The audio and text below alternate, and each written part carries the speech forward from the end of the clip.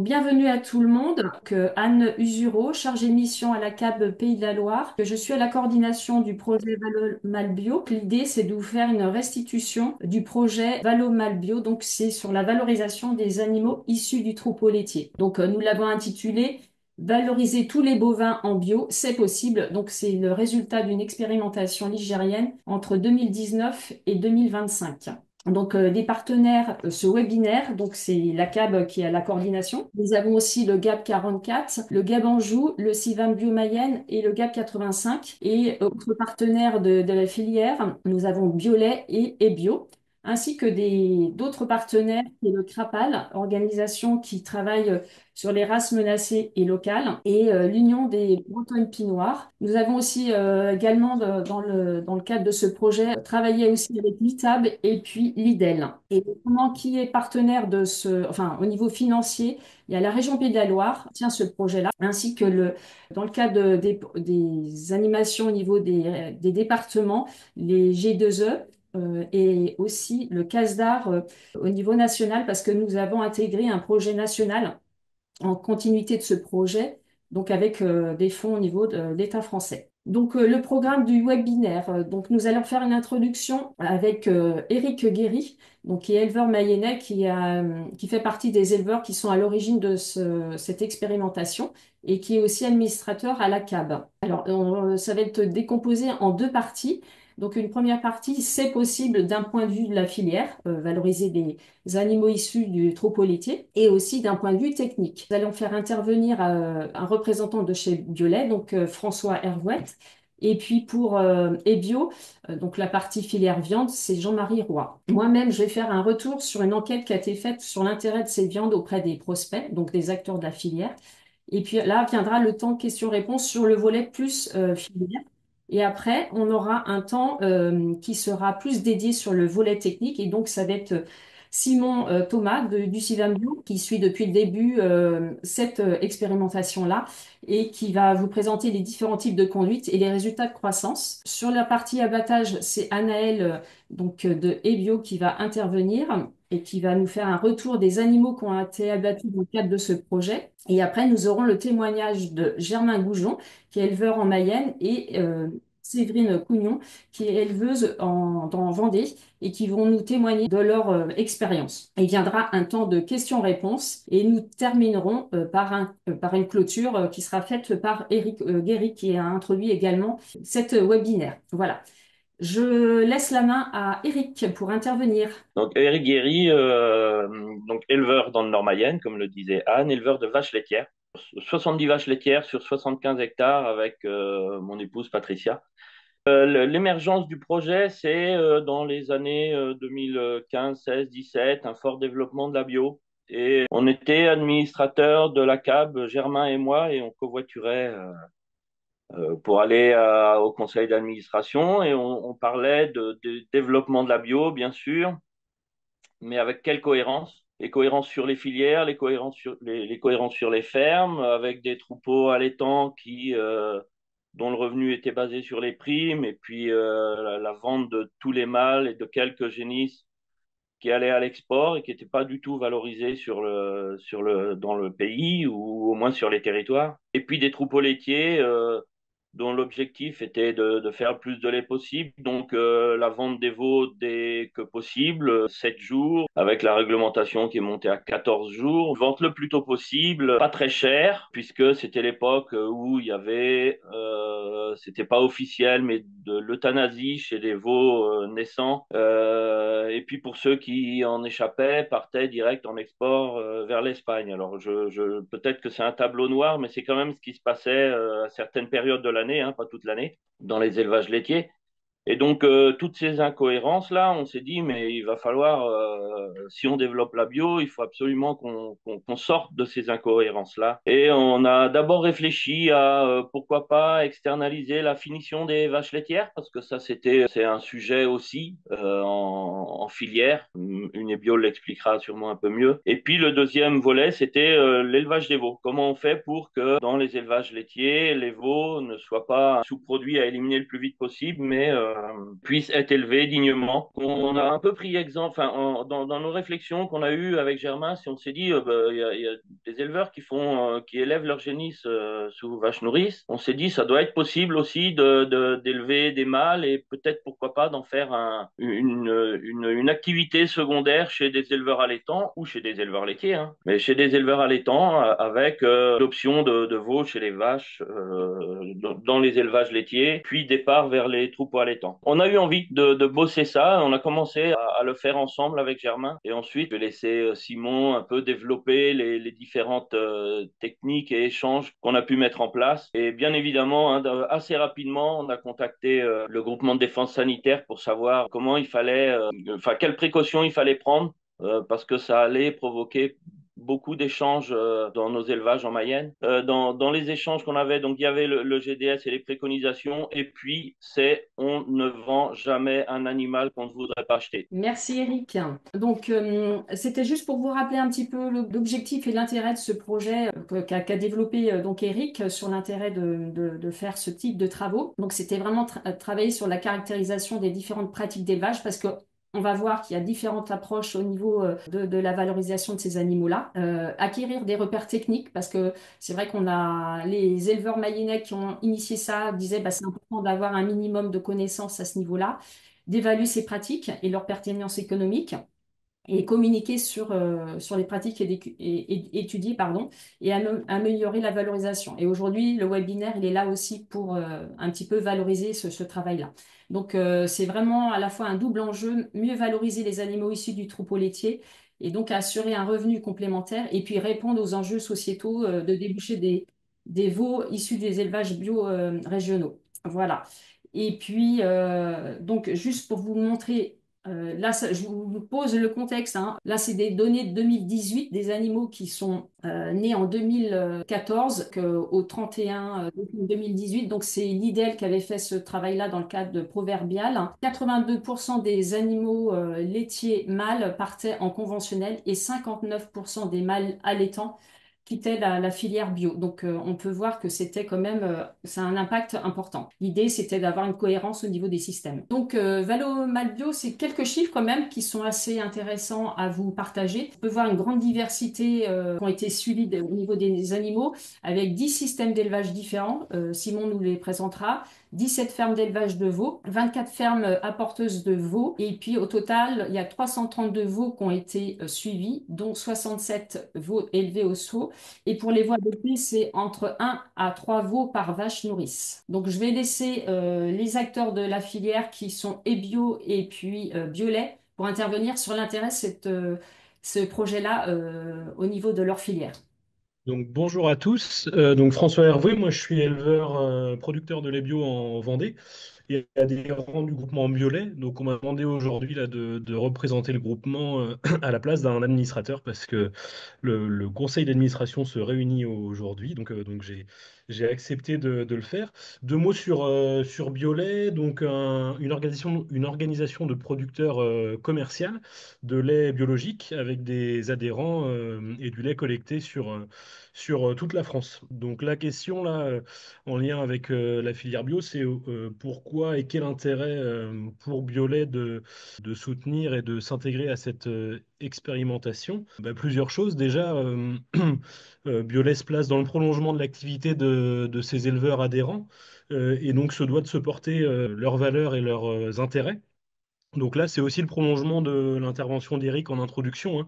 On retrouve cette problématique d'éthique liée aux veaux mâles nés sur nos fermes, où leur destination, quand ils étaient vendus, pouvait nous poser problème. Donc il y avait véritablement une volonté du groupement Biolay d'encourager la cohérence des systèmes, notamment plus d'autonomie sur les fermes, et une volonté d'essayer de valoriser le maximum d'animaux jusqu'au bout, et aussi une source de diversification pour les fermes adhérentes. Effectivement, tout ça, ça se place dans le prolongement de la démarche qualité de Biolay, et donc c'est très important pour le conseil d'administration de soutenir ces choses-là. D'un point de vue filière également, Biolay se place aux côtés des groupements viande 100% bio pour essayer de valoriser le maximum d'animaux dans la filière viande biologique. Puis on a vraiment aussi cette vision de dynamique territoriale, comme ce qui peut se passer en lien avec l'expérimentation en Mayenne aujourd'hui, mais qui, je pense, est amené à se développer dans d'autres territoires. Donc des dynamiques territoriales entre producteurs laitiers et éleveurs allaitants pour avancer sur cette thématique. Je ne suis pas plus long, voilà pour le positionnement de Biolay par rapport à cette question. Merci François. Je vais demander à Jean-Marie d'intervenir. Voilà. Donc Jean-Marie Roy, moi je suis vendéen aussi, en GAEC à 4 associés, donc en Vendée à Saint-Mémin, donc à l'est de la Vendée. Nous on est naisseurs-engraisseurs, on est producteurs laitiers naisseurs-engraisseurs. Donc on fait du bœuf depuis une petite dizaine d'années maintenant. Tout ce qui sort en fait, pour reprendre un peu ce qui a été dit avant, c'est notre objectif nous dans la ferme, c'était tout ce qui sort de la ferme doit être valorisé en bio. Donc voilà, donc on a fait ce choix-là. Moi, je suis vice-président de Ebio et co-président de Unebio en charge du dossier élaboration-distribution. Donc pour appuyer un peu tout ce qui a été dit avant, bah, effectivement, nous, on faisait le constat à Ebio et Unebio qu'il y avait un paquet d'animaux qui collent absolument à notre marché. Il faut savoir qu'aujourd'hui, 80% de la viande est consommée en viande pour hacher. Donc ça, c'est pour la filière bio. En tout cas, en ce qui nous concerne. Et bah donc, les animaux laitiers correspondent complètement à, à nos besoins commerciaux et à nos besoins d'alimenter la filière, enfin, surtout pour la partie steak haché. Donc à Ebio, une Ebio, ça fait bon, on travaille sur le bœuf depuis toujours, mais depuis une dizaine d'années, on propose aux éleveurs une prime de planification pour les bœufs de 10 centimes, donc qui se rajoute au prix de la grille qui se fait aujourd'hui, sachant qu'un bœuf, c'est valorisé pour nous au prix d'une vache en fonction de sa catégorie. Il n'y a pas de différence. On a une grande demande depuis maintenant 2 ans d'un certain nombre de clients sur des carcasses moins lourdes avec des conformations intermédiaires, ce qui correspond tout à fait à la valorisation d'un certain nombre d'animaux croisés laitiers. euh, qui vont croiser laitier, bœuf ou même génisse croisé à 30 mois, aller entre 320 et 400 kilos de carcasse. Donc une demande de nos clients d'une diminution de la taille des barquettes, donc des animaux moins gros et moins lourds. Et ben, le reste, donc ça c'est pour la valorisation des pièces nobles et le reste ben, valorisé en viande pour hacher. Donc une demande, enfin aujourd'hui et depuis longtemps, on manque de ce type d'animaux dans la filière. Alors effectivement, il manque d'animaux tout court aujourd'hui, mais encore plus d'animaux de ce type-là. Et on travaille à Unebio et Bio sur un cahier des charges un peu spécifique pour essayer de valoriser un peu plus ce type d'animaux-là. Voilà. Merci Jean-Marie. Donc, on voit bien qu'il y a un intérêt pour l'ensemble des filières. Donc, c'est vraiment important, une complémentarité entre la filière laitière et la viande. Donc, l'idée, c'est de vraiment continuer à avancer sur ce travail-là et on voit qu'il y a un réel intérêt. Donc, pour qualifier un petit peu l'intérêt auprès des acteurs de l'aval pour ce type de viande, donc on a fait une enquête, donc c'est pas on va dire quantitatif, mais plutôt qualitatif, mais aussi on a enquêté des éleveurs. Donc le profil, donc il y a une quinzaine d'acteurs qui ont été interrogés, 11 opérateurs, dont 5 en restauration collective, 2 grossistes, 2 organisations de producteurs et ateliers de transformation. Donc les ateliers de transformation, vous savez, c'est ceux qui font plutôt de la découpe.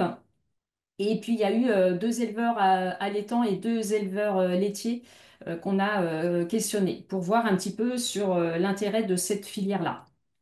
Donc, auprès des opérateurs, on leur a posé plusieurs questions, dont une sur l'intérêt pour la viande issue du troupeau laitier. Et donc, il s'avère que la majorité, 8 ont répondu que ça intéressait parce que ne voyaient pas trop de différence au vu aussi du nombre d'acteurs de la restauration collective. Ils étaient plutôt ouverts à ce type de viande.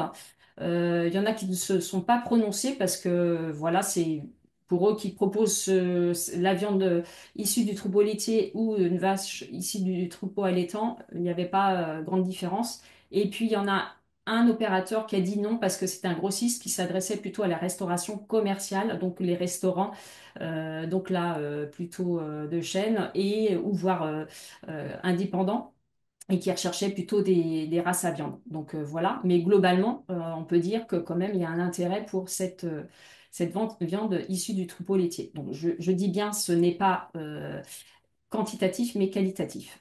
Donc les opérateurs ont mis en avant plusieurs pistes de travail par ordre décroissant à travailler. Donc c'est vraiment qu'il y ait une communication sur ce type d'animal. C'est vrai qu'il y en a qui avaient une méconnaissance de ces animaux-là. Donc il y a besoin de montrer ce qu'est cet animal-là, sa traçabilité, sa cohérence du système, l'impact que ça peut avoir. Voilà. Également, travailler sur le volet technique. C'est vrai que pour certains opérateurs qui disent animaux issus du troupeau laitier, c'est pas toujours des animaux très bien finis, donc il y a vraiment un travail à faire à ce niveau-là. Donc voilà, il y a aussi des éléments sur les freins et leviers psychologiques chez les éleveurs qui sont vraiment attachés à leur race. Donc c'est plutôt les éleveurs allaitants. Donc voilà, donc il y a aussi toutes les questions aussi de valorisation de la phase lactée, équilibre carcasse, travailler sur les marchés publics, donc comment s'adresser à des acteurs de la restauration collective, donc disant bah, ça peut faire partie aussi d'une offre qui peut être proposée en restauration collective, s'engager sur de la contractualisation.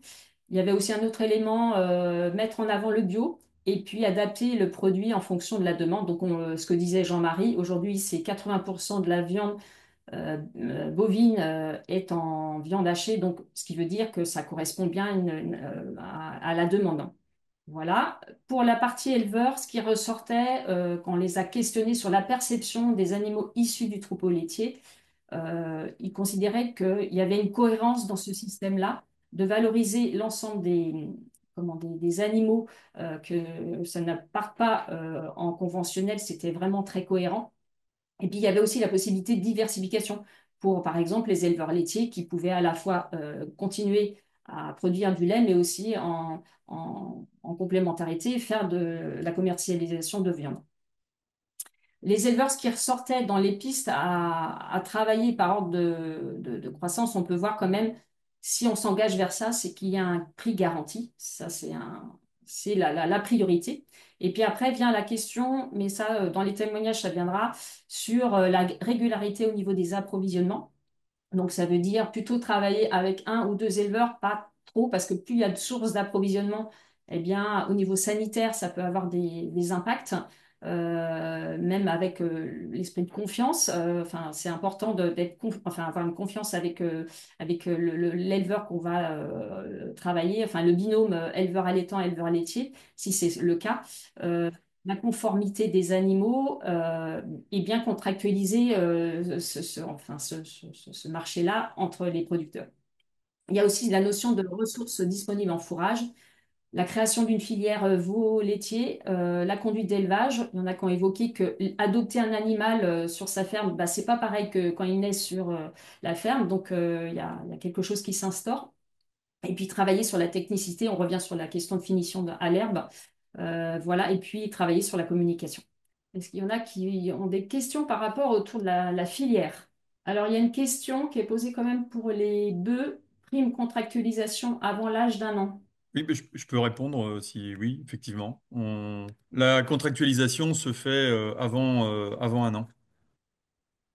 On enchaîne sur l'autre partie? Ça vous va? Alors, je vais te laisser la main, Simon, pour nous parler des éléments un peu plus techniques.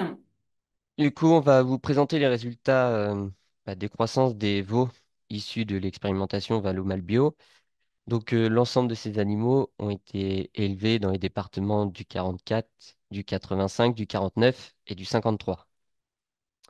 Donc, notre échantillon, du coup, il se compose il a été constitué sur 6 années, donc depuis 2019 et les premiers essais en Mayenne.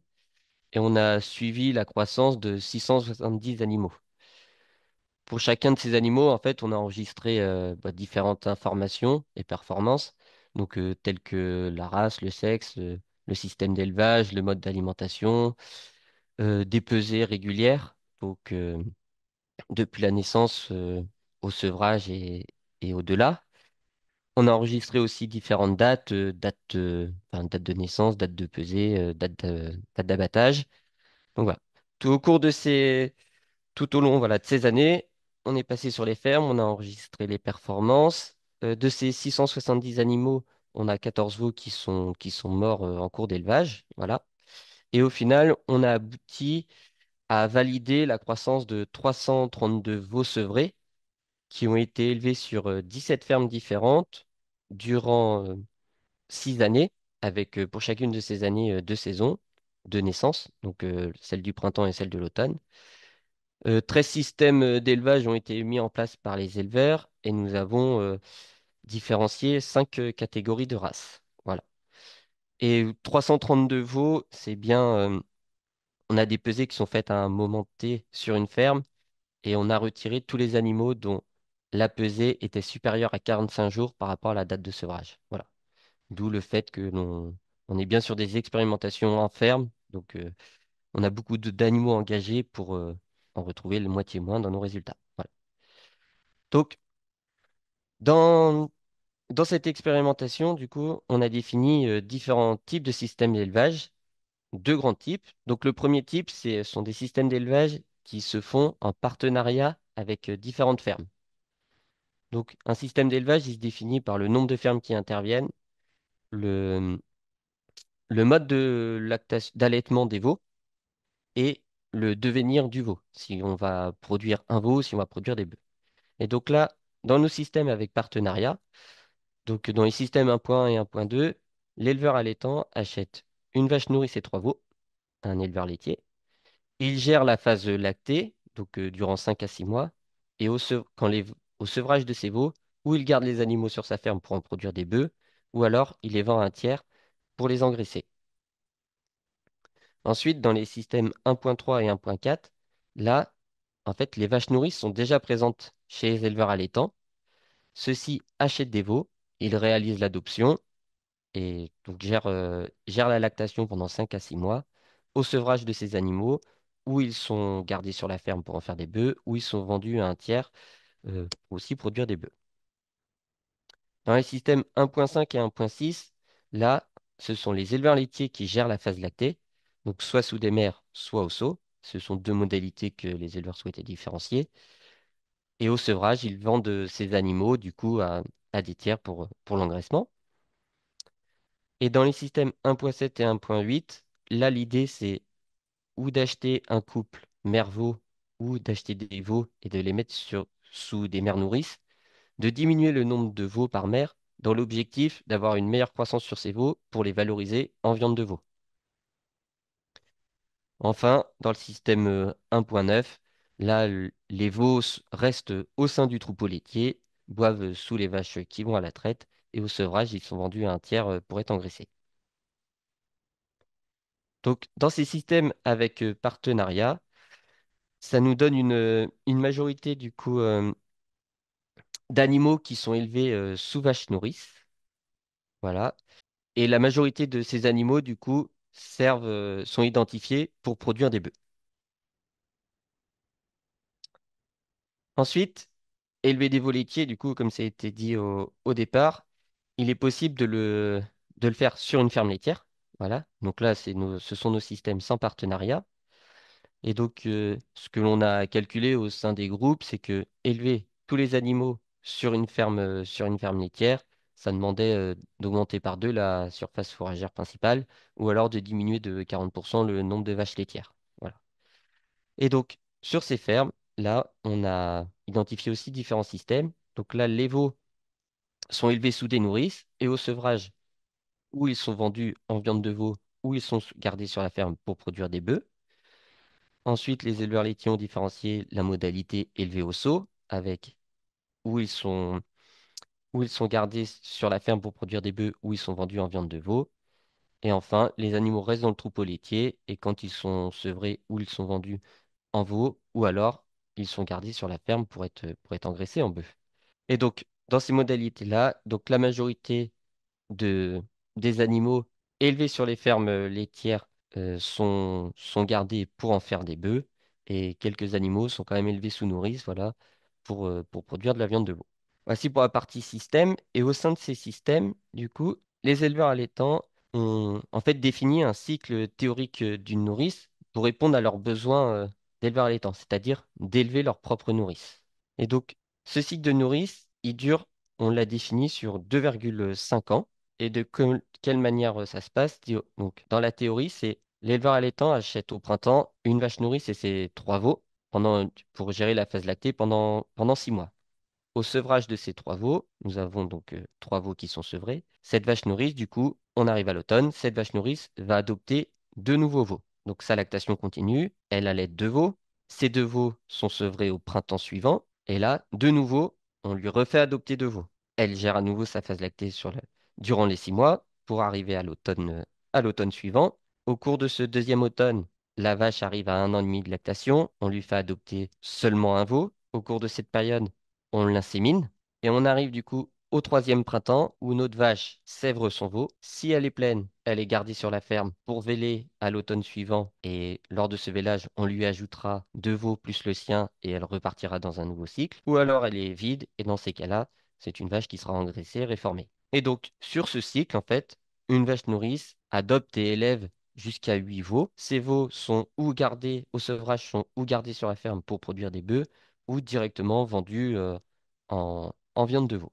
Et donc, en termes de nourrice, aujourd'hui, donc, dans le cadre de notre essai de nos 332 veaux validés, ces 332 veaux, pour ceux qui ont été élevés sous nourrice, ça a mobilisé 66 nourrices. Chacune de ces nourrices a élevé entre 1 et 12 veaux sur sa même lactation. Et en moyenne, pour chacune des séries de veaux, chaque vache adopte deux veaux. Voilà, les vaches font entre 1 et 7 séries de veaux sur la même lactation, ce qui permet d'élever entre 1 et 12 veaux sur la même lactation. Donc maintenant, on va vous parler de la croissance de la naissance au sevrage. Donc là, ce sont les résultats 332 veaux élevés sur les 17 fermes, donc en 11 campagnes différentes. Donc une campagne, c'est une année plus une saison, et avec 5 catégories de races différentes. Dans cette partie, du coup, les poids au sevrage ont été corrigés à 210 jours, que ça soit comparable entre les différentes pratiques des éleveurs. Et en préambule, il faut savoir que quand on teste les croissances à 210 jours, on a un effet ferme, voilà, il y a des différences significatives entre nos différentes fermes, et on a un effet aussi année. Donc, pour commencer, au sein de notre lot, ça, ce sont les croissances mesurées réellement. Donc, nos 332 veaux ont en moyenne une durée d'allaitement de 175 jours, donc ça va de 300 à 90 jours, plus ou moins 40 jours. Au sevrage à 175 jours, ces animaux font 200 kilos, donc plus ou moins 60 kilos. Et on enregistre un GMQ de la naissance au sevrage qui va de 900 grammes, autour de 900 grammes, voilà, avec une différence voilà, de 230 grammes au sein de notre échantillon. Toutes ces croissances, ensuite, on les a corrigées et on les a remises sur 210 jours. Donc là, on a comparé, on a regardé en fait l'effet race. On a identifié 5 races au sein de l'ensemble de notre effectif. Dans notre effectif, il faut savoir qu'il y a 59 races et croisements différents que l'on a regroupés en 5 grandes catégories. Donc, nous avons ici la catégorie lourde. Donc ça, ce sont les animaux laitiers qui sont croisés avec ou du charolais, ou du limousin, ou de l'INRA, ou du blanc-bœuf belge. Nous avons les animaux qu'on a qualifiés de précoces. Donc les animaux laitiers croisés avec de l'Angus ou de l'Hereford. Nous avons les animaux purs laitiers, donc les animaux de type Holstein ou Jersey, donc 4, un effectif très faible. Du coup, nous avons les animaux mixtes, donc normands ou montbéliards, et les animaux rustiques, donc ça, donc les animaux de race bretonne pinoire ou nantaise. Donc on constate un effet race, donc les animaux laitiers et rustiques voilà, ont des poids à 210 jours plus faibles que nos trois autres catégories. Et au sein de nos trois grosses catégories, donc mixtes, précoces et lourdes, ce qu'on peut voir, c'est que les animaux de race lourde sont plus lourds à 210 jours que les animaux de race précoce. Donc on a 20 kilos de différence au sevrage et on a 100 grammes de GMQ de différence. Les animaux mixtes, eux, se classent entre les deux. entre les animaux de race lourde et les animaux de race précoce. Ensuite, on a regardé s'il y avait un effet sexe. Donc, dans notre effectif, on élève 64% de mâles, voilà. Mais du coup, ça veut dire qu'on a aussi les femelles qui sont non destinées au renouvellement, qui rentrent dans notre étude et qui sont aussi élevées et valorisées pour la viande. Et là, au sein du sexe, au sevrage, on n'a pas de différence de poids à 210 jours entre nos deux catégories. Et quand on combine l'effet sexe au sein de chacune des races, la différence que l'on observe, elle a lieu entre les mâles issus de croisements lourds, qui sont significativement plus lourds que nos mâles précoces et nos femelles précoces, respectivement 40 et 30 kilos de différence au sevrage, et 150 grammes de GMQ en moins chez les animaux précoces.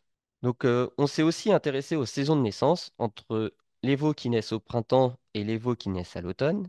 Donc là, on a autant d'animaux qui ont été validés pour chacune des saisons. Et sur ces deux graphiques, ce que l'on peut voir, c'est que chaque point est une pesée, chaque couleur est un veau, et la barre rouge représente la date de sevrage, et la courbe bleue, c'est la courbe de croissance de référente construite par la Chambre d'agriculture de Mayenne et Bovin Croissance, et sur laquelle nous plaçons nos veaux et nos différents poids pour savoir si nos projets, nos essais et les conduites sont cohérentes et tiennent la route. Du point de vue de la saison, on remarque qu'il y a un effet saison, en fait, avec un léger effet saison, du coup, avec des animaux du printemps qui sont plus lourds de 10 kilos au sevrage que nos animaux d'automne. Et ces animaux font 70 grammes de GMQ de plus que nos animaux d'automne. Donc, dans cette partie, du coup, on s'est aussi intéressé à notre système d'allaitement. Donc là, pour chacun de nos veaux, on a identifié s'il était élevé sous une vache nourrice ou au seau. Les 16 veaux en NA, c'est une donnée qui nous a manqué. Là, on a 249 animaux élevés sous vache nourrice contre 67 élevés au seau. Là aussi, on a une différence significative de poids au sevrage entre les animaux sous vache nourrice et les animaux au seau. On a une différence du coup de 40 kilos entre ces deux modalités et de 250 grammes de GMQ de différence entre les animaux élevés au seau et les animaux élevés sous vache nourrice. Et enfin, on s'est intéressé à l'effet du prix du veau sur sa croissance à 210 jours. En fait, dans le cadre de notre expé, nous avons un certain nombre d'échanges et de partenariats entre éleveurs laitiers et éleveurs allaitants. On a des prix d'achat de veaux. Et donc, on a comparé là, pour vous montrer, le prix d'achat des veaux dans l'XP Valomal Bio, donc 182 veaux achetés là sur 5 années. Et on l'a comparé juste en termes de prix d'achat par rapport à notre base de données Tech Eco du Sivamade et Bio 53, dans lequel là, on avait 8400 veaux sur 16 années. Et donc, quand le prix moyen est de 150 euros dans notre base de données Tech Eco, il monte à 180 euros en moyenne dans le cadre de l'XP Valomal Bio. Et il faut savoir que dans la base de données TechEco, c'est l'ensemble des veaux. Dans l'XP Valomal Bio, les éleveurs ont plutôt tendance à se vendre les meilleurs veaux et ceux qui ont le meilleur potentiel. Et donc, pour ces veaux, on les a reclassés sous différentes classes de prix. Donc, les animaux qui ont été achetés moins de 150 euros, les animaux qui ont été achetés entre 150 et 200 euros, les animaux qui ont été achetés entre 200 et 350 euros, et les animaux à plus de 350 euros. Et les animaux NA. Ce qu'il faut savoir, c'est que les animaux NA, c'est des animaux qui sont nés et élevés jusqu'au sévrage sur une ferme laitière. Et les animaux à plus de 350 euros, du coup, ce sont des veaux achetés sevrés par des engraisseurs. Et là, on remarque qu'il y a en fait une différence significative entre les animaux qui sont achetés jeunes et élevés chez les éleveurs allaitants, donc les trois flèches rouges, versus les animaux qui sont achetés plus vieux au sevrage et donc à plus de 350 euros. Et là, au sevrage, les animaux, on a une différence de 50 kilos entre les animaux achetés jeunes et les animaux achetés sevrés. Merci Simon. Si vous souhaitez poser des questions, n'hésitez pas dans le chat ou autrement on fera avec le petit icône en bas où vous pouvez réagir en levant votre main. Annelle qui va nous présenter donc les résultats d'abattage des animaux qui ont été abattus. Comme vous pouvez le voir, le projet a démarré depuis 2019, mais une partie des animaux n'ont pas été abattus. Donc là, on va vous présenter les animaux qui ont été abattus, pardon, et qui sont passés via la filière Ebio. Voilà, donc comme le dit Anne, sur la base des 330 veaux qu'a montré Simon, il y en a plus que 57 qui ont été abattus et valorisés par la filière. Euh, donc on n'a pas on n'a pas détaillé autant que Simon sur les systèmes d'élevage, etc. Mais ça permet de donner un premier regard sur la typologie, la conformation des animaux et voir si ça répondait bien à la question qu'a soulevée Jean-Marie au départ. On se doutait que ces animaux correspondaient totalement au marché de la viande bio et notamment sur le haché. Euh, mais c'était l'occasion de vérifier sur les conformations et les types d'animaux. Donc dans ce projet-là, ont été valorisés en filière 27 bœufs, 12 génisses, alors un taureau, et puis après 17 vaches de réforme. Donc ces vaches de réforme, c'est bien les tentes et les vaches nourrices qui ont été mises, qui ont servi à élever des veaux tout au long du projet. Sur les typologies de races, donc au niveau des bœufs, il y a eu 9 bœufs de race mixte, 10 bœufs qu'on a catégorisés dans la typologie de race lourde, donc c'est des croisements laitiers avec des races typées allaitantes, type Charolais, Limousin, Bleu, Blanc et INRA. 5 bœufs croisés laitiers avec des races précoces, donc Angus, Hereford.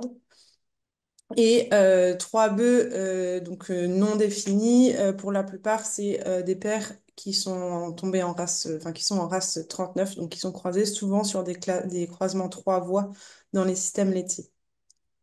On a donc 12 génisses, à savoir que dans cette expérimentation, on était plutôt parti sur la valorisation des mâles, mais il se trouve qu'il y a aussi sur les fermes laitières une part d'animaux femelles qui sont pas toujours, qui n'intègrent pas toujours le troupeau et qui sont pas toujours valorisés en bio.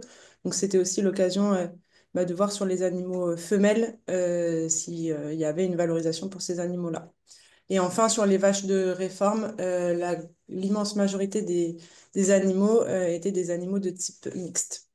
Donc, on a regardé un peu sur les animaux, donc les bœufs abattus.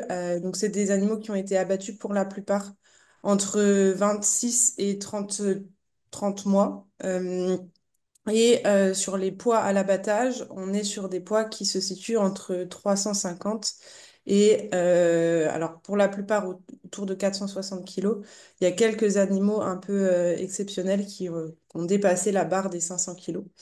En termes de répartition, forcément les animaux type précoce ont été abattus un peu avant avec des poids carcasses un peu plus faibles. Euh, et les animaux type lourd, donc croisés avec des races allaitantes, avec des poids carcasses un peu plus élevés. Et donc là, on vous a remis le classement des bœufs, donc le classement Europe, EUROP. Plus on est donc haut, c'est des conformations de type animaux, animaux mixtes ou croisés, laitiers croisés, jusqu'à R où on est plus sur des typologies d'animaux croisés allaitants, enfin laitiers croisés allaitants. Euh, donc on est sur la plupart des animaux qui sont tombés en état d'engraissement 3.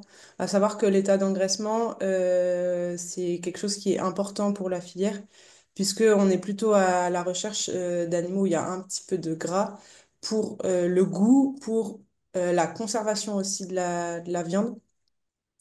Donc les animaux s'étalent de O-3 à R+3 avec forcément un effet croisement.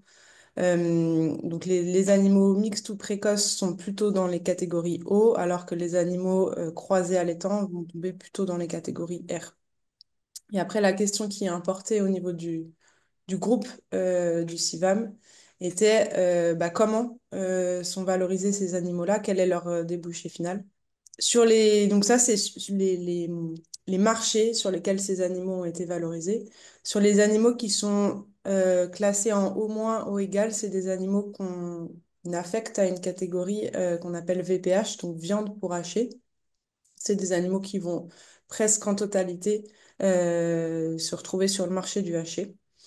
Et sur les animaux qui vont être au-dessus de O+, et en R, c'est des animaux sur lesquels on va pouvoir récupérer quelques muscles nobles qu'on va mettre souvent en barquette et le reste de la carcasse sert le marché du haché. Et comme le disait Jean-Marie en début de ce webinaire, le marché de la viande bio est tourné à 80% autour du haché. Et structurellement, c'est quelque chose qui tend à augmenter, enfin en tout cas, on ne voit pas cette part du haché diminuer dans les années à venir. Et c'est des catégories sur lesquelles on a tendance à manquer un peu d'animaux. Donc ces animaux, au vu de leur poids, de leur conformation et de leur état d'engraissement, répondent parfaitement à ce marché-là. Il y a quelques animaux là qu'on a soulignés avec les petites loupes qui ont été un peu exceptionnels. Donc il y a deux animaux mixtes qui ont dépassé les 500 kilos. Ça, on est sur des poids carcasses qui sont assez élevés et qui sont un peu plus compliqués à valoriser en catégoriel parce qu'on a des tailles de muscles qui sont grosses et qui sont parfois compliquées à valoriser sur des barquettes libre-service. Donc ça, c'est des animaux sur lesquels potentiellement on peut avoir un déclassement vers du haché, enfin VPH totalement en viande pour hacher. Et après, on a un animal qui est tombé en R+3. Donc ça, on est sur une conformation assez supérieure sur lesquelles on peut éventuellement détailler des muscles qui vont être mis sous vide pour de la boucherie. Mais dans ce cas-là, ça n'a pas été le cas puisqu'on est sur un croisement entre une race laitière et une race allaitante et que parfois c'est un peu compliqué de valoriser ces croisements-là, même si on essaye de le mettre de plus en plus en avant pour les bouchers. Merci Annelle. Donc on va passer maintenant au témoignage donc, de Germain et puis de Séverine. Je vois qu'il y a plein de questions, donc on va vous regrouper les questions, ça viendra après et on répondra à vos questions. Donc je laisse la main à Germain. Bonjour à tous. Je vais présenter vite fait la ferme. J'ai installé en 2011 sur une ferme en individuel, mais on est entre 1,5 et 2 à bosser sur la ferme. Aujourd'hui, la ferme fait 122 hectares et production de viande bovine et de grandes cultures avec une grosse part de prairies naturelles sur la ferme agronomiquement parlant. Voilà. Et donc, on a démarré à l'installation avec un système en vache allaitante charolaise vente de broutard.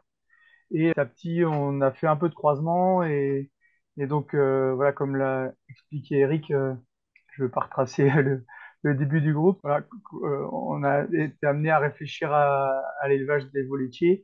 Et, parce que oui, déjà le fait que le troupeau est devenu multicolore un peu en race allaitante, c'était un peu plus facile à ce qu'il devienne aussi multicolore avec des vaches, avec des animaux issus du troupeau laitier. Donc aujourd'hui, on a à peu près 100 UGB. Voilà, donc 28 sur Valo Malbio. On est quasiment à 50% là aujourd'hui. Là, c'est les chiffres de 1 ou 2 ans. Donc voilà, on a gardé une partie allaitant qui représente la moitié du UGB et le reste, donc c'est l'élevage de veaux sous vache nourrice pour faire des bœufs. Donc on vend un petit peu de veaux, on vend des bœufs et des génisses de viande et encore un petit peu de broutard puisque c'est pas toujours facile de réduire le troupeau de nerfs allaitantes. Donc on vend un petit peu de broutard, mais qui aujourd'hui sont quasiment tous valorisés dans des fermes, enfin qui vont en ferme bio pour de l'engraissement à l'herbe. Sauf quelques charolais qui restent encore. Mais ça devient infime. Les chiffres en dessous, donc oui, c'est nos durées d'allaitement entre le printemps et l'automne. Il y a un petit peu de différence, même si à la base, normalement, c'est identique. Voilà, donc on a 2 périodes de frais groupés. Donc ça, tant qu'on peut le faire, on est attaché à ça. Donc on accueille les veaux du 15 mars au 15 avril et du 15 septembre au 15 octobre. Voilà, puisqu'on a nos vélages d'allaitant plutôt en février, début mars. On ne veut pas croiser les animaux par rapport aux soucis sanitaires.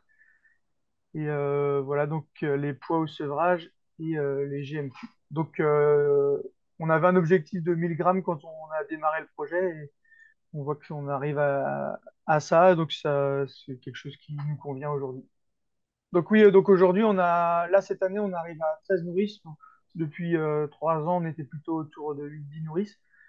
Donc on accueille des nourrices en début de lactation plutôt, avec 3 veaux, comme ça a été présenté dans le système 1.1 par Simon, je crois. Et, et donc, au tout départ du projet, on s'était dit que ces vaches-là étaient plutôt des vaches de réforme qu'on allait réformer après cette adoption. Et en fait, on s'est assez vite aperçu qu'on allait manquer de nourrice, puisque les éleveurs laitiers élèvent aussi leurs génisses sous vache nourrice. Et puis aussi, pas facile de se séparer d'une vache, on a géré un peu l'adoption et voilà, aussi vite que ça pour la réforme. Donc est venue l'idée de réadopter des nouveaux veaux. Et, euh, et donc voilà, et est venue aussi l'idée chemin faisant de faire des lactations longues. Donc aujourd'hui sur la ferme, on met 2 veaux tous les 6 mois tant que la vache peut accepter, donc soit par son comportement, soit par sa production laitière, des nouveaux veaux. Il y en a une petite partie qui est inséminée pour aussi faire du renouvellement de nourrice aujourd'hui. Donc renouvellement dans le sens où elle va reveller, mais aussi insémination en race laitière depuis l'année dernière pour élever des futures nourrices qui seront nées élevées sur la ferme. Donc l'alimentation, bah, on essaye d'élever les vaches nourrices comme des vaches laitières d'un troupeau laitier, c'est-à-dire un peu plus que nos vaches allaitantes en termes d'alimentation. Donc c'est herbe, pâturage intégral quand la production d'herbe le permet, et complémentation sinon avec ensilage d'herbe et foin et un peu de céréales sur les périodes où l'herbe vient manquer. Ok, merci Germain. Je vais laisser la parole à Séverine. Donc, GAEC Notre Chemin en Vendée. Donc, on est un GAEC à 3 associés depuis 2020. On a 310 hectares de SAU dans le décal, 120 hectares de prairies et 190 hectares de cultures, donc principalement des cultures de vente, blé, pébrole, maïs brun et haricots secs. Notre particularité, c'est que le cheptel laitier de 75 Normandes n'existe seulement depuis 2021. À l'installation, là, en 2020, on avait des blondes d'Aquitaine à vendre, donc on les a vendus. Et on a acheté un lot de génisses de 1 an de Normand pour commencer la production de pierre. Alors, en fait, avant là, qu'on les achète, on s'est posé tout de suite la question de savoir ce qu'on allait faire des mâles. Très vite, on s'est dit qu'on allait les garder, puisque en fait, comme on avait laissé quand même 120 hectares de prairies, on les valoriser. Et on a choisi de caster les mâles, les valoriser. Donc, nous, on élève nos veaux, que ce soit femelles, nos veaux et nos mâles sous mère nourrice. Les mères nourrices, en fait, c'est souvent nos vaches laitières, en fait, soit qui sont assez nulles, soit qui ont des problèmes de voiture. Souvent, on privilégie celles qui marchent moins bien dans le troupeau laitier. Et on leur met entre 2 et 4 veaux. Ça arrive qu'ils avaient 4 veaux en début de lactation. En général, on laisse les veaux au début 1 mois avec la mère en continu dans la même case. Et quand on s'aperçoit qu'il y a un veau qui prend le dessus, on va les mettre dans une case à côté et on va libérer les veaux 2 fois par jour. En fait. On va libérer les plus faibles au début puis les plus gros après. On les libère le matin et on les garde sous mère nourrice jusqu'à 4 à 6 mois, ça dépend de mon besoin en mère nourrice. Dans l'étude, nous, par contre, on n'a jamais été au bout de vendre les bœufs qui ont été élevés sur la ferme, mais on en avait vendu avant d'intégrer l'étude. On avait vendu en 2023, on avait fini par rembourser ces études, on les élève au pâturage, mais on les avait essayé de les finir en bâtiment là. D'automne à janvier, on les avait vendus à 38 mois et ils faisaient environ de moyenne 510 kilos de carcasse. Cette année, à l'inverse, on les a vendus en sortie de pâturage à 34 mois et là, ils faisaient 450 kilos de carcasse. Ok, merci Séverine. Alors, je vois qu'il y a plusieurs questions qui sont affichées. Donc, si Anaëlle, tu peux les regrouper ou s'il y a peut-être Il y a il y a 15 questions. une première question d'Adrien concernant la complémentation post-sevrage. Donc, peut-être que Germain et Séverine, vous pouvez répondre sur l'alimentation post-sevrage des veaux. Il y a un petit peu de concentré au début, au moment du sevrage, et puis après, ils ont une ration plutôt avec des fourrages riches. Voilà, alors, les veaux sevrés au mois de novembre sont rentrés en bâtiment. Enfin, ils ont une petite phase herbe avec un petit peu de foin et de concentré au mois d'octobre. Et puis après, ils rentrent assez vite pour le premier hiver. Après, il y a des éleveurs qui font plus à l'herbe que ça, hein, mais dans le groupe. Voilà. Et après l'hiver, le premier hiver avant un an, ils ont ensilage d'herbe, foin et un petit peu de céréales. Et sur les veaux sevrés au printemps, ils sont plutôt à l'herbe, mais avec des croissances plus faibles le premier été. Si on complémente pas, on complémente peu l'été et du coup on a des croissances plus faibles sur les animaux de 10-12 mois le premier été. Merci Germain. Séverine, est-ce que tu peux répondre à la question? Oui, alors nous, pour les veaux de printemps, quand on les sèvre, on les met à l'herbe et on met un nourrisseur avec du maïs sec et de la fève en fait, pour le complémenter. Et même ce printemps dernier, on a laissé une mère nourrice pour 5-6 veaux en fait, avec. On a vu qu'ils avaient quand même pris plus que les autres d'avant. On n'a pas fait de vrai pesée sur cela, mais dans l'ensemble, on les trouvait plus beaux. Et quand on les sèvre à l'hiver, c'est en bâtiment avec pareil une base de maïs sec, pétrole, d'herbes.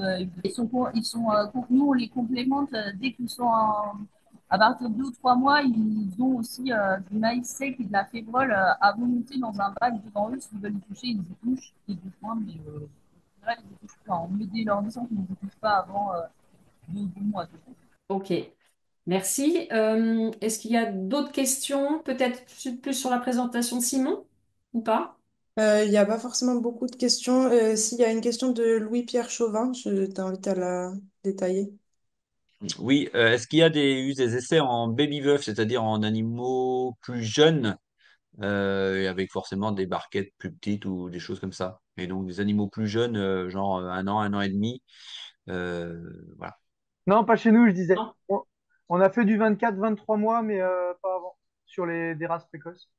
Il y a une question d'Éric qui peut peut-être aussi répondre par rapport au croisement avec des races Angus sur des abattages à 20-26 mois. Éric, peut-être que tu veux détailler?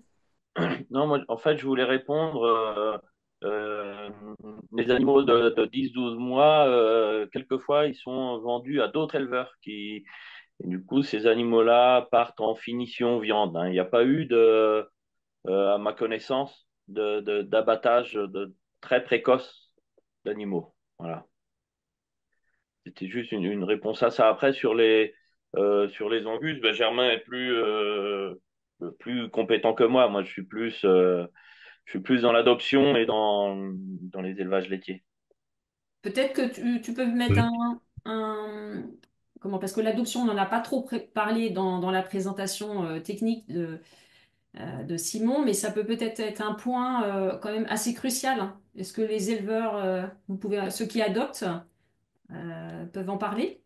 Est-ce qu'il y a quelqu'un? Excuse-moi, Oui, Anne, si Jean-Marie, si vas-y, je peux compléter par rapport à la question d'avant, vas-y. qui est importante parce que la demande sur le marché, elle est plutôt sur des animaux plus jeunes, effectivement. Mais dans nos systèmes en bio, on n'arrive pas à... En tout cas, c'est pas l'expérience qu'on a, pas forcément à travers Valomal, mais dans un certain nombre d'élevages, y compris le nôtre. En dessous 24 mois, on a du mal à finir les animaux et avoir des carcasses suffisamment grasses pour avoir et la qualité, la couleur et la tendreté. Donc, en dessous 24 mois, c'est compliqué. Mais la recherche pour le marché, elle est plutôt de rajeunir, donc d'aller sur du 24-30 mois avec des carcasses un peu moins lourdes, effectivement. D'ailleurs, il y a eu un projet XP qui a Ouais. suivi l'IDEL sur ces jeunes animaux et qui ont été testés en restauration collective, hein. Bah, Oui, tu parles de proverbial. Oui, c'est ça. Ouais, mais on se heurte encore. Bon, j'entends le collègue des bio, mais le monde de la viande est un peu, c'est dur à bouger, hein. On a du mal à placer effectivement notre JB fini parce que les bouchers disent, allons, le bœuf, soit c'est blanc, soit c'est rouge. Et qu'est-ce que c'est que cette viande que vous m'amenez? Donc, il y a tout un travail de fond à faire. Moi, je vois que Prévert cherche énormément de veaux rosés autour de 9 mois et serait prêt à prendre même des veaux issus du troupeau laitier. Donc, on est vraiment dans un autre type de viande. Oui, ça va en resto-co, mais il y a beaucoup de choses qui bougent et il faut peut-être sortir de son sempiternel schéma du bœuf rouge, machin et tout. Et il y a de tout, quoi, hein. Et moins longtemps le veau reste sur la ferme, mieux ça va pour la trésorerie, pour l'éleveur, pour les vaches. Euh, J'en parlais aussi avec l'acheteur du lait bio, hein, que je connais bien. Mais il me dit, ah, nous, on prend pas des animaux jeunes, on prend des bœufs, même rajeunis. Je sais pas, il faut changer tout ça, il faut bouger, quoi. Euh, C'est pas du tout le même type de viande. Le marché du veau à Absolument. 9 mois, il existe pour du sauté, pour de la restauration collective. Et là, il y a un besoin énorme parce qu'avec la concurrence au broutard, on n'a plus de veau en bio, c'est très compliqué. Voilà, Mais c'est voilà. c'est vraiment deux marchés différents qui vont alimenter deux types de rayons différents. En fait, aujourd'hui, il faut qu'on se positionne dans le rayon viande un peu en concurrence de la viande de bœuf classique. Donc, on a une demande sur la couleur et la tendreté qui est importante, ce qu'on a du mal à faire avec des veaux rosés, quoi. Parce que du coup, on n'est pas assez coloré. Donc, mais effectivement, réfléchir sur un rajeunissement, mais on a une limite, nous, dans nos systèmes en bio, c'est quand même le cahier des charges qui nous limite dans les quantités de concentré, ce qui n'est pas Mhm. forcément une mauvaise chose, mais ce qui fait on peut pas, enfin, c'est compliqué d'aller en dessous. Alors peut-être travailler sur des races qui rajeunissent un peu, mais là-dessus, j'ai pas de retour encore, quoi. Bon, oui, il y a un gros travail sur les races, ça, c'est la clé. On en parle beaucoup avec Gérard Mongis, là, il y a un gros travail là-dessus. C'est la clé. C'est la clé. Oui, sinon, j'avais d'autres questions. Ben, moi, au niveau de l'adoption, qui est quand même le point crucial, j'ai beaucoup d'éleveurs qui seraient intéressés, mais ils disent, oh là là, ça va être le foutoir, comment on fait pour faire adopter? Surtout quand il y a le petit veau biologique, parce qu'il y a une école qui dit, oh là là, il faut enlever le veau biologique. Il faut pas faire adopter quand il y a le veau avec sa mère. Est-ce qu'on peut avoir des éléments de gens qui font ça depuis un moment, s'il vous plaît? Oui, Est-ce merci. qu'on peut peut-être compléter les réponses de Séverine et Germain avec la quantité de lait aussi qui est estimée par jour jusqu'au sevrage à 5 6 mois? Ouais. Germain, Jean-Marie, ou il y a d'autres éleveurs aussi qui sont sur la visio et qui pratiquent aussi. Qui veut intervenir? Germain, Séverine ou quelqu'un d'autre? Ouais, Germain, je veux bien. Euh, Bah, du coup, ça s'apprend en faisant, puisqu'on savait pas avant de commencer non plus comment adopter des veaux. On le faisait quelques fois avec des jumeaux allaitants, mais voilà, c'était très très rare. C'est vrai que c'est une période cruciale et pas simple, mais voilà, avec de la patience. Et il faut dire aussi qu'il y a une partie des veaux qui arrivent chez nous qui sont déjà adoptés par l'éleveur laitier, donc qui lui a la cartouche de pouvoir la repasser en salle de traite si ça convient pas. Ouais, moi, j'estime qu'il y a la moitié où ça se passe bien. Enfin non, je dis un quart très très vite, c'est-à-dire qu'il n'y a besoin d'aucun boulot. La moitié où ça se passe plutôt bien avec un peu de temps, et un quart où c'est plus compliqué, quoi. Voilà, et ça varie en fonction des périodes. Et une vache qui a bien adopté à un moment donné peut ne pas adopter la série d'après. Il y a aussi un effet de parce qu'on fait les débuts d'adoption en séparé, et quand on remélange tout le monde, il y a des vaches qui vont préférer un autre veau, et ça bouge en fait, et ça, il y a de l'affectif aussi en fait entre les vaches et les veaux. Ou alors de la douleur peut-être en fonction de comment ils têtent, je sais pas, mais il y a des vaches qui préfèrent certains veaux.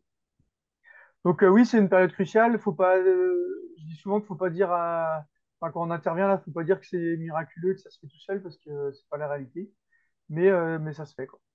Bah oui, moi je suis d'accord avec ce que dit Germain. Il y a souvent un quart où on n'a rien, on n'a pas de boulot à faire, on met les bouts, et tout le monde tête, la mère dit rien.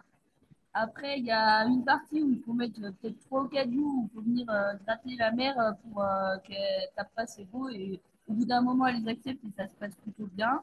Et vraiment, si ça se passe mal, bah, moi je les change, ouais, je les mets pas en merdier, puisque enfin, ça va être toujours du boulot, le coup va avoir peur, il va maltraiter, ce sera pas l'idéal. Mais c'est vrai qu'une mère peut accepter ses 3 premiers veaux et quand on change, elle a tellement aimé ses 3 premiers veaux qu'elle va encore gueuler et ça sera encore pour mettre 3 jours sur les prochains veaux.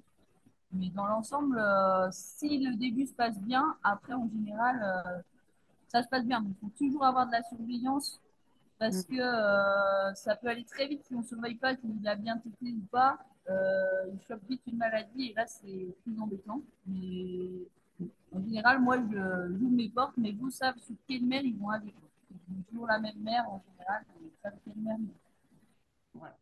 Ouais, Alors, parce que souvent, ça je les c'est libère les plus petits en premier et les autres, les gros, ils savent qu'ils doivent attendre que les plus petits soient libérés en premier avant les. Ouais. Donc c'est un élément crucial hein, de cette phase où il faut vraiment observer, avoir un temps quand même de présence. Hein. C'est ce qui ressort quand même régulièrement des éleveurs et éleveuses qui font ce type de pratique. Est-ce que tu peux, Germain, Ouais, nous donner juste pour des... compléter, Pardon. Anne, Ouais. pour compléter par rapport à l'adoption, parce qu'il y avait une question sur les bâtiments. Donc bah là, au sein des groupes d'éleveurs, il y a quand même tout le temps une réflexion sur comment. Enfin, en fait, les bâtiments aujourd'hui ne sont pas adaptés pour faire les adoptions, donc c'est comment les réaménager pour favoriser ça. On a certains éleveurs aussi qui se posent la question plutôt sur du mobile pour pouvoir faire des adoptions en prairie, notamment sur les périodes de printemps.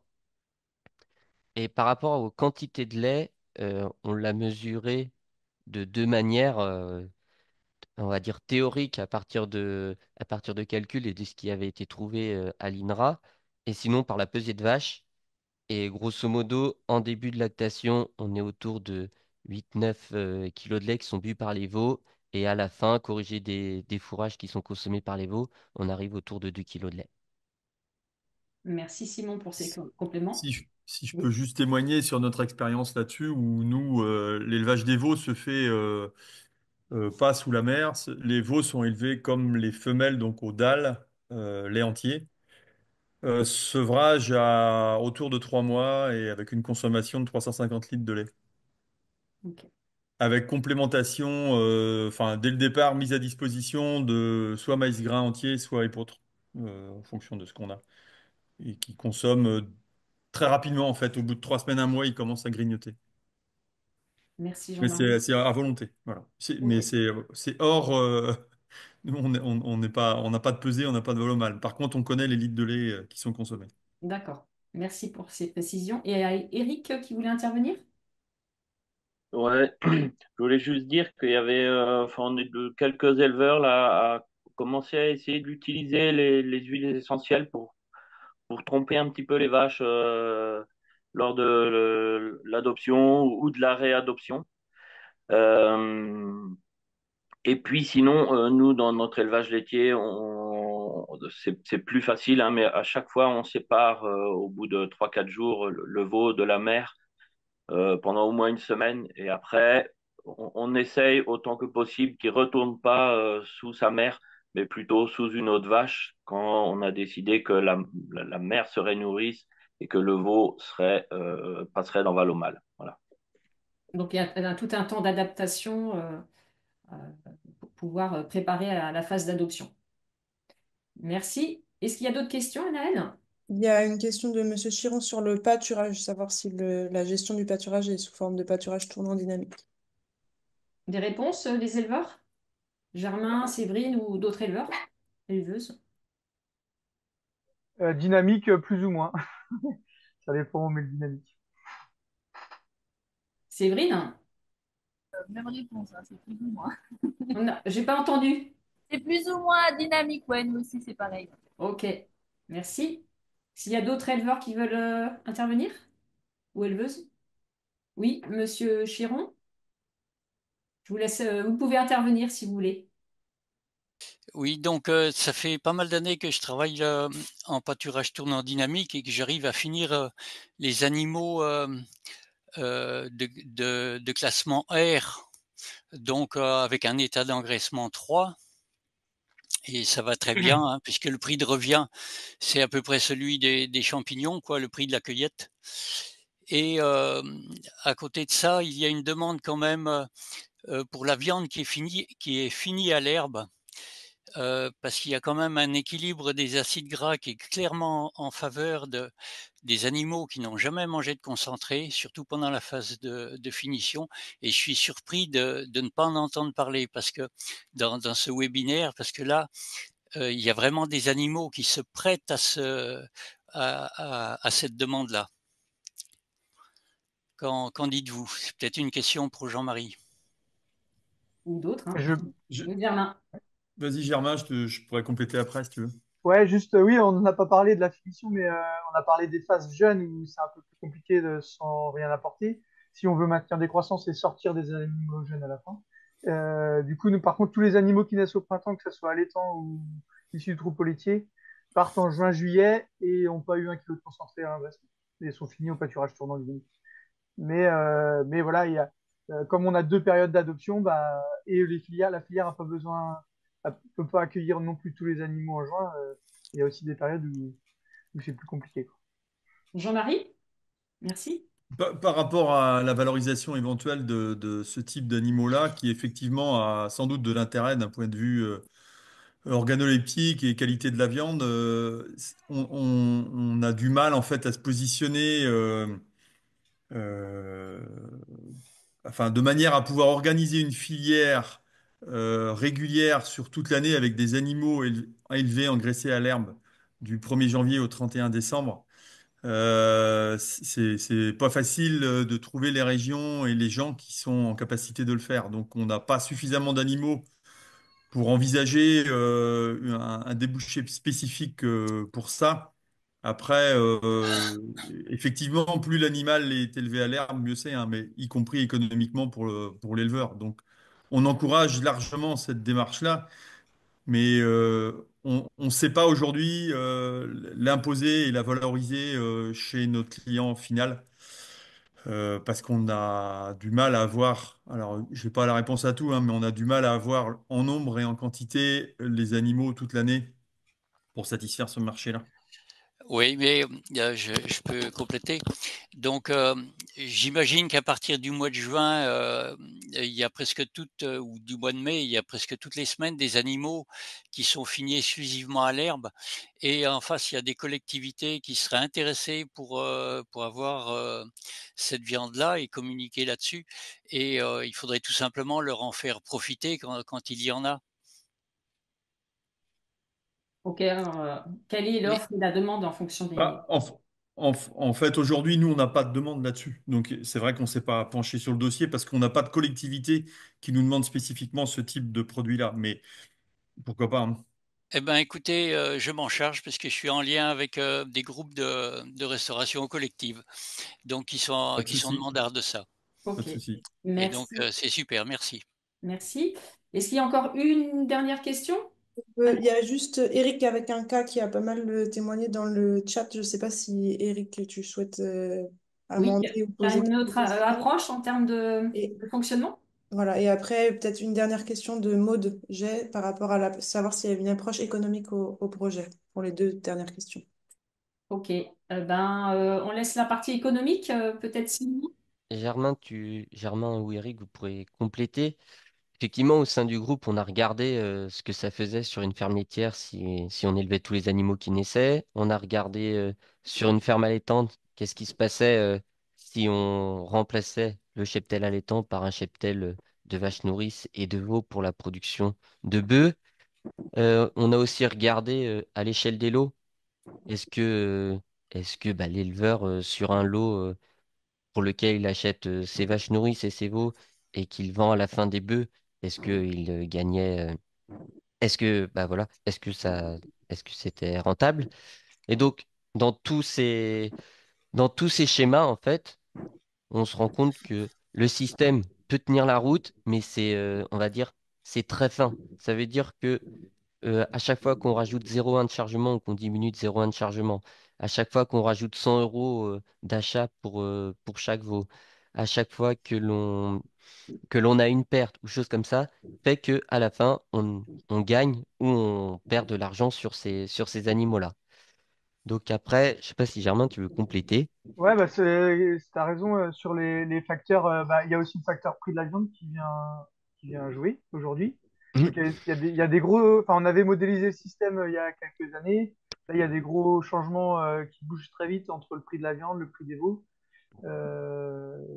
Voilà, le nombre de veaux par vache, facteur climatique aussi et la qualité des fourrages. Mais sur le papier, on, on imagine un petit plus quand même pour la production de bœufs sous vache nourrice versus vache allaitante, parce qu'il y a une meilleure efficacité des vaches qui élèvent plus de veaux. Donc, ça nous permet de sortir plus d'animaux par rapport au nombre de vaches présentes. Mais en même temps, c'est pas non plus, c'est un petit peu plus et il y a un petit peu plus de travail. Donc voilà. Et aujourd'hui, on n'a pas le recul, on n'arrive pas à sortir sur la ferme vraiment les chiffres réels pour séparer du troupeau allaitant, quoi. C'est pas simple à faire. Mais le produit viande a plutôt tendance à augmenter. Ok. Merci Germain. Ça fait vraiment partie des éléments où, dans le cadre du projet, on a besoin d'affiner ça. Donc, ça va se poursuivre dans le cadre du CASDAR Valov Bio au niveau national, comme je vous parlais en introduction. Donc, ça, c'est des choses qu'on va affiner dans le temps et puis emmagasiner encore plus de données à l'avenir. Anaëlle, c'est bon? Bah, juste, il y a eu une dernière question sur le temps de travail et comme Germain on en a parlé très très rapidement, si tu peux juste détailler un tout petit peu sur le temps de travail et puis après On on en terminera. Ouais, bah c'est comme les différents témoignages sur l'adoption. Donc, vous saisissez un peu le temps. Voilà, donc c'est aussi l'astreinte qui est nouveau pour nous, éleveurs allaitants. On a l'astreinte au moment des vélages, on l'a un peu moins quand tout le monde est à l'herbe. Donc là, sur les périodes d'adoption, donc on va dire qu'il y a un mois où il y a vraiment une astreinte matin et soir assez forte. Aujourd'hui, peut-être 3 heures par jour, 2 heures et demie par jour. Et puis un autre mois où c'est la même astreinte mais moins forte. Et puis petit à petit, ça devient plus de la surveillance. Après, se pose la question de faire de la tétée surveillée, voilà, et de lâcher les veaux comme ça a été présenté tout à l'heure, matin et soir, où là, il y a vraiment une astreinte. Je pense qu'on gagnera un peu en technique, mais il y a une astreinte permanente. Aujourd'hui, bon, je le vis bien, quoi. Voilà. Ok, merci Germain.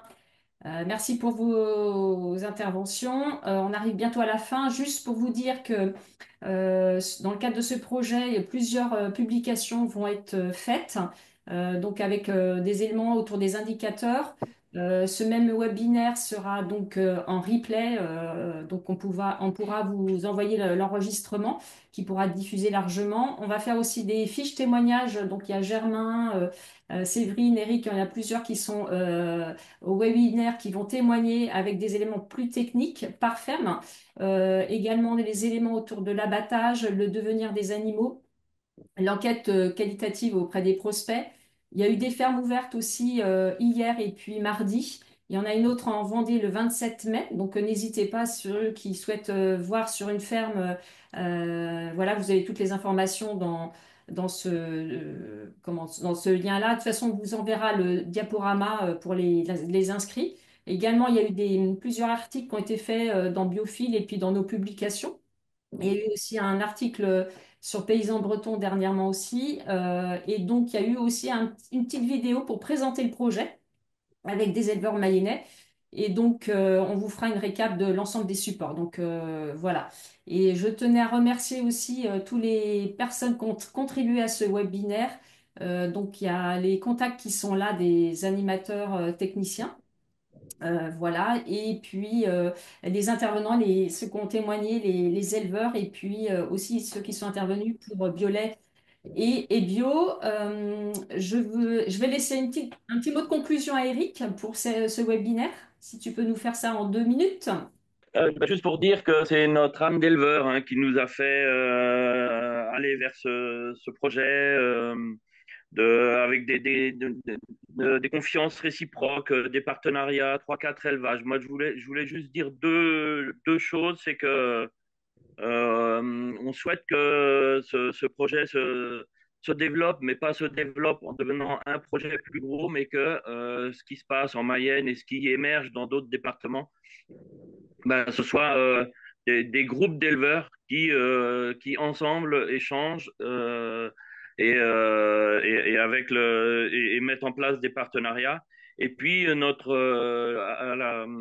très court terme, on aimerait bien sortir des données technico-économiques un peu plus précises avec pourquoi pas des marges brutes de vaches nourrices. Et puis, ça a été évoqué, cette question du temps de travail qui, nous, en tant qu'éleveurs laitiers, nous demande un petit peu plus de travail et chez les éleveurs allaitants aussi. Mais comme dit Germain, quand on est éleveur, ben, ça nous va, quoi. Voilà, et il y a vraiment des témoignages d'éleveurs, soit laitiers et surtout allaitants, qui feraient pas marche arrière et qui aujourd'hui sont vraiment heureux d'élever des veaux avec des vaches nourrices. Voilà, je m'arrêterai là. Merci Bonne Eric. journée à tous. Eh bien, on a tenu le timing, donc on peut se féliciter. Je remercie tout le monde des participants et des gens qui ont suivi jusqu'au bout ce webinaire. Et puis, on vous envoie tous les liens des diaporamas. Et merci à tout le monde et ceux qui ont participé à ce webinaire et sont intervenus. Au revoir et à bientôt.